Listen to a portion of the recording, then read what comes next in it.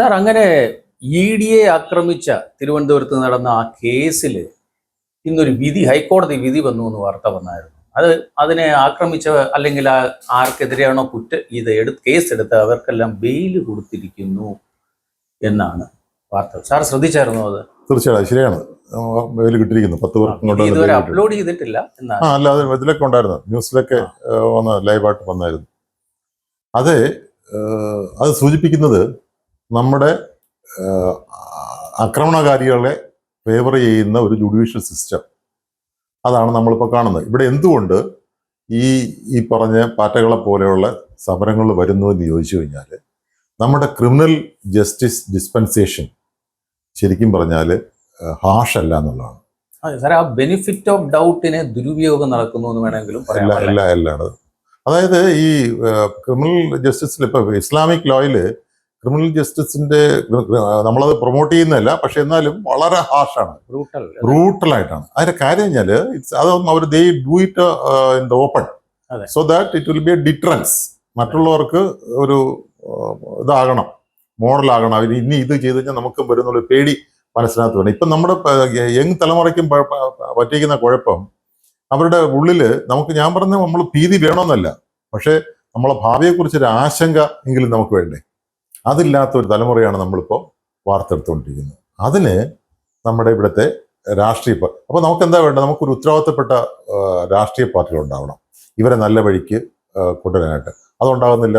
എവിടെയെങ്കിലും ഒരു അഡ്മിനിസ്ട്രേഷൻ്റെ ഭാഗത്ത് ഒരു പാളിച്ച് വന്നു കഴിഞ്ഞാൽ ഉടനെ അതിനെ മുതലെടുത്തിട്ട് അതിനെ വക്രീകരിച്ച് അത് വളരെ ഷോർട്ടായിട്ടുള്ള മെസ്സേജ് വഴി ആൾക്കാരിലെത്തിക്കുക. ഇതിപ്പോൾ ഇന്ന് വേറൊരു മെസ്സേജും ഇന്നലെ തന്നെ വന്നല്ലോ. നമ്മുടെ ചീഫ് മിനിസ്റ്റർ ഹെലികോപ്റ്റർ ഉപയോഗിച്ചിരുന്നത്. ഈ ഹെലികോപ്റ്റർ ഉപയോഗിച്ചത് അതുകൊണ്ട് അദ്ദേഹം അവിടെ പോയിട്ട് ഭക്ഷണം കഴിച്ചു. ഇതൊക്കെ അതായത് ഏതിനെയും വക്രീകരിച്ച് കാണിക്കുന്ന ഒരു മനോഭാവം, അതിനെ സപ്പോർട്ട് ചെയ്യുന്ന ജുഡീഷ്യൽ സിസ്റ്റം, അവർക്കൊക്കെ പിന്നെ എന്താ പറയുക, ഇതിന് പറയുന്നത് കൊടുത്തതിന് കാരണമായിട്ട് പറയുന്നത് വധശ്രമം നിൽക്കില്ലാന്ന്. ഈ കേസിൽ നിൽക്കുന്നില്ല എന്ന കാരണം കൊണ്ടാണ് കൊടുത്തിരിക്കുന്നത്. വധശ്രമം നിൽക്കുമോ ഇല്ലെന്നുള്ളത് പിന്നെ ട്രയലിലല്ലേ തീരുമാനിക്കുകയുള്ളൂ. അല്ലെങ്കിൽ അത് കേസാകണ്ടേ, അതിനു മുമ്പ് തന്നെ പിന്നെ ഇവരങ്ങ് സ്വയം തീരുമാനിക്കുകയാണ്. അതുമാത്രമല്ല, ഈ ബെയില് കിട്ടിയതോടി കുറ്റവിമുക്തരായി എന്നുള്ള കുറെ നാളുകളായിട്ട് മീഡിയ അവർക്ക് ഇഷ്ടമുള്ളവർക്ക് എന്തെങ്കിലും, അല്ലെ അവര് ആരെയാണോ പ്രൊമോട്ട് ചെയ്യുന്നത് അവർക്ക് എന്തെങ്കിലും ഒരു കേസിൽ ബെയില് വന്നു കഴിഞ്ഞാൽ അതിനെ ബെയില് കിട്ടി, ഇനി ട്രയൽ പെൻഡിങ് ആണ്, ഇതുവരെയും വിധി വന്നിട്ടില്ല എന്നുള്ളതിന് വരെ കുറ്റവിമുക്തരായതുപോലെയാണ് പ്രസന്റ് ചെയ്യുന്നത്. അതെ, തീർച്ചയായിട്ടും. ഇത് എൻ്റെ അടുത്ത് ഒരു IAS ഉദ്യോഗസ്ഥൻ, ഞങ്ങളൊരിക്കൽ ബാംഗ്ലൂർ എയർപോർട്ടിൽ വെച്ച് സംസാരിക്കുമ്പോൾ സമയം ഉണ്ടായിരുന്നു. നമ്മൾ സംസാരിച്ചു കഴിയുമ്പം അദ്ദേഹം എന്നോട് പറഞ്ഞത്, ഇവിടുത്തെ പ്രോബ്ലംസിലെല്ലാം കാരണം 3 പീസാണ്. അതായത് police, political parties and the press. ശരിക്കും എൻ്റെ അഭിപ്രായത്തിൽ അതിൻ്റെ കൂടെ ഒരു ഫാക്ടറുണ്ട്, ഇവിടുത്തെ ജുഡീഷ്യൽ സിസ്റ്റം. അതാണ് നമ്മുടെ ഇവിടുത്തെ ഇൽസിനെല്ലാം വളരെ പ്രത്യാഘാതങ്ങൾ ഉണ്ടാക്കുന്ന നടപടികൾ ഉണ്ടാകുന്നത്. വളരെ ഇത് ക്രിമിനൽസിനെ അല്ലെങ്കിൽ കുറ്റം ചെയ്യുന്നവർക്ക് അനുകൂലമായ ഒരു നിലപാടാണ് നമ്മുടെ ജുഡീഷ്യറി എടുക്കുന്നത്. അതിനെ ചൂട്ടുപിടിക്കാനായിട്ട് നമ്മുടെ കുറെ ഈ വെസ്റ്റേൺ സിവിലൈസേഷനിൽ കാണുന്ന ഈ വോക്കിസം ഈ നമ്മുടെ ജുഡീഷ്യൽ സിസ്റ്റത്തെയും ബാധിച്ചിരിക്കുകയായിരിക്കുമല്ലോ. അതായിരിക്കണം ഒരു ലെഫ്റ്റിസ്റ്റ്, തീർച്ചയായിട്ടും ഒരു സപ്പോർട്ടിങ് റാഡിക്കൽ ഇസ്ലാം, ഇങ്ങനെയുള്ള ഒരു ആക്ടിവിറ്റി ആണ് ഇപ്പം പൊതുവേ. അതായത് നമ്മുടെ മനസ്സിനെ ബാധിച്ചേക്കാണ് സാർ. ഇപ്പോൾ അതുപോലെ സാർ ഇപ്പൊ ശ്രദ്ധിച്ചു കാണും, നമ്മുടെ ഇപ്പം നടന്ന ഈ പാറ്റ സമരത്തിൽ തന്നെയും സോഷ്യൽ മീഡിയ ഉപയോഗിച്ചുകൊണ്ട് വളരെ ആക്റ്റീവായിട്ട് ആളുകളെ മാനിപ്പുലേറ്റ് ചെയ്യുന്ന ഒരു അവസ്ഥയിലാണ്. അതുമാത്രമല്ല, ഇതെല്ലാം വളരെ ഷോർട്ട് വീഡിയോസ് ആണ്. ഇൻസ്റ്റാഗ്രാമിലായാലും റീൽസും ഷോർട്സും ഒക്കെ ഇട്ട് നമ്മുടെ ഇങ്ങനെയുള്ള ഡയറക്റ്റ് ആയിട്ട് അത് അപ്പൊ എന്ത് നമ്മുടെ അറ്റൻഷൻ സ്പാൻ കുറയുകയും നമ്മുടെ കോഗ്നിറ്റീവ് എബിലിറ്റിയെ ഇമ്പാക്ട് ചെയ്യുന്ന ഒരു രീതിയാണ്. അതായത് റിപ്പീറ്റ് ആയിട്ട്, മാർക്സിസത്തിന്റെ ഒരു ഇതാണല്ലോ, ഒരു കള്ളം 100 പ്രാവശ്യം പറയും സത്യമാകും എന്നുള്ള പ്രിൻസിപ്പിള് വളരെ ഇഫക്റ്റീവായിട്ട് ഇപ്പൊ ചെയ്തുകൊണ്ടിരിക്കുകയാണ്. അതിന് നമ്മുടെ പ്രസിന്റെ, സോഷ്യൽ മീഡിയ മാത്രമല്ല, നമ്മുടെ ഇവിടുത്തെ പ്രസ്സൊക്കെ ഭയങ്കര ആക്റ്റീവായിട്ട് ഇൻവോൾവ് ചെയ്തല്ലേ. ഹിറ്റ്ലർ പറഞ്ഞിട്ടുണ്ട്, you have to be careful with the media because they can make a zero into hero and a hero into zero. അത് വാസ്തവമാണ്. അതാണ് ഇവിടെ നടന്നുകൊണ്ടിരിക്കുന്നത്. ഇനിയിപ്പോ ഈ പറഞ്ഞ എനിക്ക് ആ പാർട്ടിയെന്നോ ജെൻസിയെന്നോ പറയുന്നതിനകത്ത് നിന്ന് എനിക്കൊരു താല്പര്യമില്ല. പക്ഷേ നമ്മുടെ യുവതലമുറ ഇപ്പോ അവരുടെ ആവശ്യം എന്താണ്? അവരുടെ ആവശ്യം എന്ന് പറഞ്ഞു കഴിഞ്ഞാൽ ഒരു നീറ്റിന്റെ പേരിൽ അത് കഴിഞ്ഞില്ലേ? അതൊക്കെ കഴിഞ്ഞു. അത് അവരുടെ ആവശ്യങ്ങൾ ഇങ്ങനെ ഗോൾ പോസ്റ്റ് മാറി മാറി പോയിക്കൊണ്ടിരിക്കുന്നു. അതെ. അല്ല, ഇനിയിപ്പോ അവര് ഇപ്പം അൾട്ടിമേറ്റ് ആയിട്ട് അവർക്ക് ഇപ്പോഴത്തെ ഭരണകൂടത്തെ മറിച്ചു. ശരി, മറിച്ചു. പറ്റുമെങ്കിൽ പാർലമെന്റ് കത്തിക്കുകയാണ് ചെയ്തു. അപ്പൊ എന്താ സംഭവിക്കുക? What next? അതിനെക്കുറിച്ച് ഈ കുട്ടികൾക്ക് ചിന്തിക്കാൻ കഴിയുന്നില്ല. അതിനുള്ള ഒരു അവസരമില്ല. അപ്പോൾ ഇവര് മനസ്സിലാക്കേണ്ടത്, ഈ കുട്ടികൾ മനസ്സിലാക്കേണ്ടത്, ഇവരൊക്കെ ഇത് നമ്മളെക്കാട്ട് കുറെ കൂടുതൽ പിന്നെ ഇൻഫർമേഷനൊക്കെ അവിടെയാണ് സാർ. ഇൻഫർമേഷൻ എന്ന് പറഞ്ഞാൽ അവർക്ക് കിട്ടുന്നത് ഈ ഷോർട്ട് വീഡിയോസ് ആണ്. അവർക്ക് അവരുടെ കോഗ്നിറ്റീവ് എബിലിറ്റിയെ ബാധിക്കുകയാണ്. അതുകൂടാതെ തന്നെ സാറിന് കേട്ടിട്ടുണ്ടല്ലോ, ഈ നമ്മുടെ ഈ മെമ്മറി തന്നെ ഈ പ്രൊസ്പെക്റ്റീവ് മെമ്മറിയും റിട്രോസ്പെക്റ്റീവ് മെമ്മറിയും. റിട്രോസ്പെക്റ്റീവ് മെമ്മറി പ്രോസ്പെക്റ്റീവ് മെമ്മറി ഇല്ലാതാവുമ്പോഴത്തേക്കാണ് പ്രശ്നം ഗുരുതരം. അതായത് ഈ റിട്രോസ്പെക്റ്റീവ് മെമ്മറിയിൽ അയാളുടെ മെമ്മറി കുറവാണെന്ന് മാത്രമേ പ്രോസ്പെക്റ്റീവിൽ അയാൾ യൂസ്ലെസ് ആകും.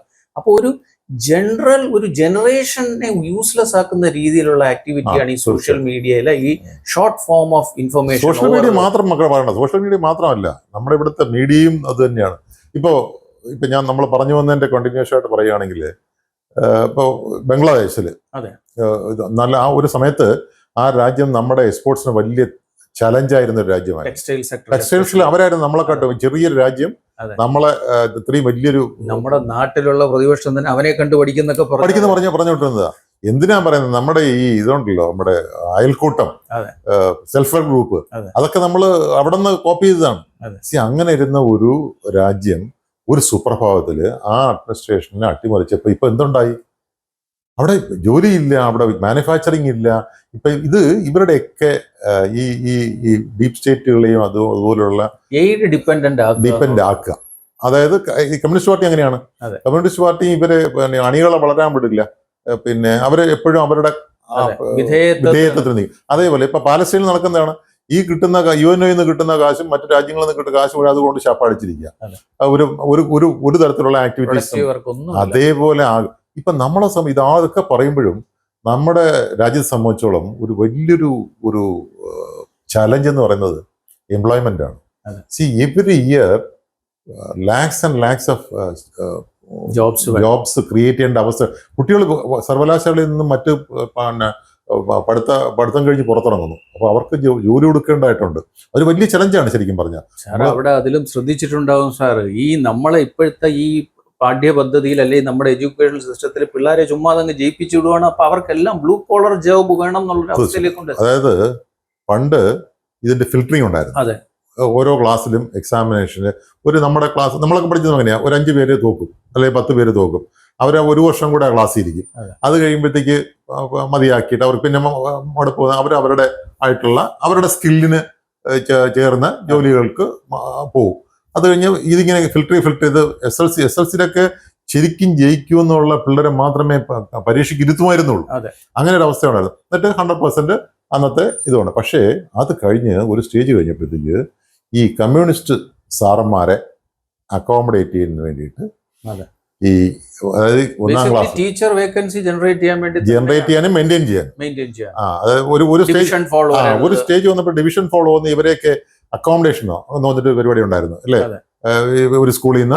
അപ്പൊ ഈവൻ മാനേജ്മെന്റ് സ്കൂൾ ആണെങ്കിൽ പോലും അവരെ വേറൊരു സ്ഥലത്തേക്ക് അക്കോമഡേറ്റ് ചെയ്യാം. അത് വന്നപ്പം ഇവർക്ക് മനസ്സിലായി ഇവരുടെ നിലനിൽപ്പ് ചോദ്യം ചെയ്യപ്പെടുന്നു. അപ്പോഴാണ് ഇവർ തീരുമാനിച്ച് എല്ലാവരെയും എൻമാസ് പ്രൊമോട്ട് ചെയ്യാം. അവിടെയാണ് നമുക്ക് അപ്പൊ എന്ത് പറ്റും, മാഫിയയാണ് ഓരോ ടീച്ചർ റിക്രൂട്ട്മെന്റും കോടികളുടെ. എന്തുകൊണ്ട് കേരളത്തില് മാനുവൽ ലേബറിന് ആളില്ല? ഇവിടെ മറ്റ് സംസ്ഥാനങ്ങളിൽ നിന്ന് ഇവിടെ ആൾക്കാർ വന്ന് ജോലി ചെയ്യേണ്ട അവസ്ഥ എന്തുകൊണ്ടുണ്ടായി? ഇത് തന്നെയാണ് അതിനുള്ള കാര്യം. കാരണം 12 പാസ്സായി കഴിഞ്ഞവനും ഡിഗ്രി പാസ്സായി പിന്നെ നമ്മൾ ഡിഗ്രി പാസ്സാക്കുമ്പോൾ വരുന്ന പിള്ളേർക്ക് ഒരു സെന്റൻസ് എഴുതാൻ അറിയാത്ത പിള്ളേരാണ് ഈ പാസ്സായി വരുന്നത്. അവൻ ഇത് കിട്ടിക്കഴിഞ്ഞാൽ പിന്നെ അവൻ പാടത്ത് പണിയില്ല, ഒരു മാനുവൽ ലേബറിന് പോവില്ല, പിന്നെ അവന് വൈറ്റ് കോളർ ജോബ് വേണം. അപ്പൊ എംപ്ലോയ്മെന്റ് ഇല്ല. എവിടെ ജോലി? ഈ സർക്കാർ പിന്നെ ഇങ്ങനെ ജോലി കൊടുക്കണം എന്നുള്ളതാണ് പിന്നെ അവരുടെ. ഞാനിതാ വന്നിരിക്കുന്നു, എനിക്ക് ജോലി, ഡിഗ്രി എടുത്താണ്, നിങ്ങൾ state is duty bound to give me employment എന്ന രീതിയിലാണ് അത് ഉണ്ടായത്.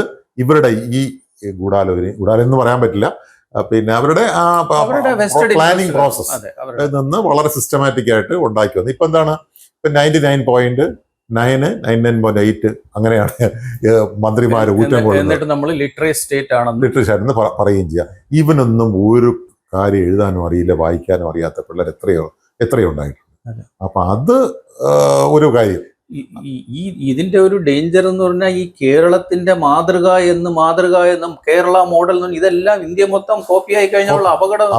അല്ല, ഇപ്പൊ സംഭവിക്കുന്നതാണ്, ഇപ്പൊ നമ്മളിപ്പോ ഈ ഇത്രയും വരുന്ന പിള്ളേർക്ക് എംപ്ലോയ്മെന്റ് ജനറേറ്റ് ചെയ്യേണ്ട ഒരു സമയത്ത്, അതിനെക്കുറിച്ച് ആലോചിക്കേണ്ട സമയത്ത്, അതിനെക്കുറിച്ച് ഈ ഗവൺമെന്റ് വളരെ കാര്യക്ഷമമായി ആലോചിക്കുകയും പ്രവർത്തിക്കുകയും ചെയ്യുന്നതിന്റെ ഫലമായിട്ട് ഇൻഫ്രാസ്ട്രക്ചറിലൊക്കെ വളരെ വളരെ ഇമ്പ്രൂവ്മെന്റ് ഉണ്ടാകുകയും സയന്റിഫിക് ഫീൽഡിലൊക്കെ നമ്മൾ ഒരുപാട് ഡെവലപ്മെന്റ്സ് ഒക്കെ ഉണ്ടാക്കിയിരിക്കുന്ന കാലത്ത് അതിന്റെ കണ്ടിന്യൂഷനായിട്ട് പോയി കഴിഞ്ഞ പകരം ഇവിടെ അങ്ങ് അനിഹിലേഷൻ ആയിക്കഴിഞ്ഞാൽ ഉള്ള എംപ്ലോയ്മെന്റ് കൂടെ പോകും. ഇവര് തന്നെ ഇപ്പോ പിന്നെ കോൺഗ്രസിന്റെ രാഹുൽ ഗാന്ധി ആവശ്യം എന്താണ്? അദാനി പൂട്ടിക്കണം. അദാനി കൊടുക്കുന്ന എത്ര ആൾക്കാർക്കാണ് എംപ്ലോയ്മെന്റ് കൊടുത്തിരിക്കുന്നു എന്നുള്ളതിനെ കുറിച്ച് അദാനിയും പിന്നെ റിലയൻസിനും പൂട്ടാം. ഇവർ രണ്ടുപേരും പൂട്ടിക്കഴിഞ്ഞാൽ ഇവിടുത്തെ എത്ര മില്യൺസ് ഓഫ് കുട്ടികളാണ് തെരുവിലിറങ്ങുക? അവരെ ആര് പൂറ്റും? അവരെ ആര് അക്കോമഡേറ്റ് ചെയ്യും? അതിനെക്കുറിച്ച് ചിന്തിക്കുന്നുണ്ടോ? ഇതൊക്കെ ഒരു ഉത്തരവാദിത്തപ്പെട്ട ഒരു രാഷ്ട്രീയ പാർട്ടി, രാഷ്ട്രീയ പാർട്ടി എല്ലാവരും കൂടെ ചിന്തിക്കുന്നതാണ് ഈ കാര്യങ്ങളെ കുറിച്ച്. സാർ, അത് ഈ കാര്യത്തിൽ വരുന്നതെന്ന് പറഞ്ഞാൽ ഈ ഒരു അനാർക്കി ഉണ്ടാകുന്നതിന് വേണ്ടി ഒരു ജനറേഷൻ ഓഫ് മിസ്ഇൻഫോംഡ് ജനറേഷൻ ഉണ്ടാകുക എന്നുള്ളതാണ് അനാർക്കി ഉണ്ടാകുന്നതിന്റെ ആദ്യത്തെ ആവശ്യം.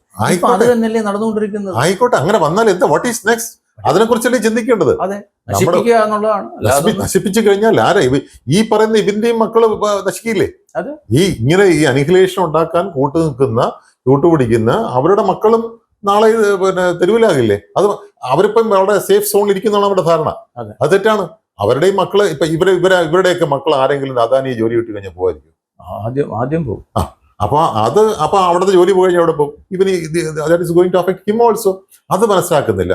വെറുതെ ഒരു നമ്മുടെ ഇവിടുത്തെ ഏഷ്യാനെറ്റ്, മനോരമ, മാതൃഭൂമി എല്ലാരും കൂടെ ഒന്നിച്ച് പിടിക്കുകയാണ് നമ്മളെ എങ്ങനെ ഇല്ലാതാക്കാന്നുള്ളത്. അത് എനിക്ക് മനസ്സിലുണ്ട് അവരുടെയൊക്കെ ആ സൈക്കോളജി. അപ്പൊ നമ്മുടെ പേരൻസ് ശ്രദ്ധിക്കേണ്ട ഒരു കാര്യമാണ്. അൺഫോർച്ചുനേറ്റ്ലി നമ്മുടെ എഡ്യൂക്കേഷണൽ സിസ്റ്റത്തിനകത്ത് വന്നിരിക്കുന്ന അധ്യാപക വൃന്ദം എന്ന് പറയുന്നത് ഒരു തലമുറ, നമ്മുടെയൊക്കെ പഠിച്ചപ്പോൾ തലമുറ വന്നതെല്ലാം ഈ ലെഫ്റ്റിസ്റ്റ് ചിന്താഗതി കൂടെ വന്നവര് ഈ കുട്ടികളെ നമ്മള് സമീപ ഭാവിയിൽ ഈ പഠിപ്പിക്കാൻ പോകുന്ന അധ്യാപകർ വെറും അണ്ടർവെയറിൽ മാത്രം പഠിപ്പിക്കാൻ പോകുന്നവരെയും കാണേണ്ട ഇത് വരുന്ന പോലെയാണ് കാര്യങ്ങളുടെ പോക്ക്. സാർ, അതുപോലെ തന്നെ ഈ സമരം നടന്ന CJP അല്ലെ അതുപോലത്തെ സമരങ്ങളിൽ യുവതലമുറ വരുമ്പോൾ ഇവരുടെ ഈ പറച്ചില്, സംസാരം, ഭാഷ ഇതൊക്കെ കാണുമ്പം ഒരു ജനറേഷൻ, ഒരു നാഷണൽ സെക്യൂരിറ്റി റിസ്ക് ആയിട്ട് ഇവർ മാറുന്നുണ്ടോ എന്ന്? തീർച്ചയായും സെക്യൂരിറ്റി ത്രെറ്റാണ്. അതിന് ശരിക്കും പറഞ്ഞാല് നമ്മുടെ സർക്കാർ രണ്ട് കാര്യങ്ങളിൽ പാളിച്ച പറ്റിയിട്ടുണ്ട്. ഒന്ന് നമ്മുടെ ഇന്റലിജൻസ് ഗ്യാതറിങ്, അതിനകത്ത് വളരെ പിന്നെ പാളിച്ച പറ്റിയിട്ടുണ്ട് സർക്കാർ. അതുപോലെ ഇതിനെ മുന്നിൽ കണ്ടുകൊണ്ട് ഇപ്പോൾ ഈ ഇവർക്ക് അനുകൂലമായിട്ട് ഈ സിനിമാ നടികളെയും സിനിമാ നടന്മാരെയൊക്കെ, അതായത് ഒരു വിലയില്ലാത്ത പിള്ളേരാണ് അവര്. സിനിമയിൽ 1 സിനിമയിൽ 2 സിനിമയിലോ 3 സിനിമയിലോ അഭിനയിച്ചു എന്നുള്ള ഒറ്റ കാരണം കൊണ്ട് സെലിബ്രിറ്റി ആകാണ്. ഈ സെലിബ്രിറ്റി എന്ന് എനിക്ക് മനസ്സിലാവുന്നു അതിന്റെ ഡെഫിനേഷൻ എന്താണ്. Social media influence, social Instagram ഉള്ള എന്തൊക്കെ ഭാഷ. സാർ, അതുപോലെ സാർ ശ്രദ്ധിച്ചു കാണും ഈ സമരത്തിലുള്ള 2 ദിവസമായിട്ട് ഈ അഭിജിത്ത് ദീപ്കയുടെ ഈ സ്കോളർഷിപ്പും അല്ലെങ്കിൽ അവിടെ എങ്ങനെ ബോസ്റ്റണിൽ പഠിക്കുന്നു എന്നുള്ള ക്വസ്റ്റ്യൻസ് വന്നു. അതുപോലെ ഈ സൗരവ് ദാസ് എന്ന് പറയുന്ന അവരുടെ നേതാവ്, ഇയാളുടെ കൂടെയുള്ള നേതാവ് ഗ്രേറ്റർ കൈലാഷിൽ എന്ന് ഡൽഹിയിലെ സ്ഥലത്ത് 9,000 സ്ക്വയർ ഫീറ്റിന്റെ വീട്, ഏകദേശം 8-9-10 ലക്ഷം രൂപ മാസ വാടകയുള്ള സ്ഥലത്ത് തൊഴിലില്ലാത്തവൻ താമസിക്കുന്നു. ദീപാവലിയിൽ ഈ അറിയപ്പെടുന്ന എല്ലാവരെയും വിളിച്ച് ദീപാവലിയുടെ സെലിബ്രേഷൻ നടത്തുന്നു. അപ്പൊ അവൻ എവിടെ സോഴ്സ്? അവിടെയാണ് എന്റെ ചോദ്യം. നമ്മുടെ സർക്കാർ എന്ത് ചെയ്യുന്നു? ഈ പറഞ്ഞ സോക്കോൾഡ് 7ാം കൂലി പിന്നെ സെലിബ്രിറ്റീസിനെ കൊണ്ടൊക്കെ റീൽസ് ഇടാൻ പറ്റിച്ചെങ്കിൽ, ഇവർക്ക് അനുകൂലമായിട്ട് അവർക്കൊരു 200 റീൽസ് എടുക്കാൻ പറ്റിയെങ്കിൽ ഈ BJPയും ഈ ഗവൺമെന്റും വിചാരിച്ചു കഴിഞ്ഞാൽ ഒരു 2000 റീൽസ് ഉണ്ടായിക്കൂടെ? അത് എന്തുകൊണ്ട് അവർ ചെയ്തില്ല? അവിടെയാണ് ഞാൻ പാളിച്ചയായിട്ട് ഞാൻ പറഞ്ഞത്. അപ്പൊ അത് ഇവര് പ്രൊആക്റ്റീവായിട്ട് ചെയ്യുന്നില്ല ഈ കാര്യങ്ങളിൽ.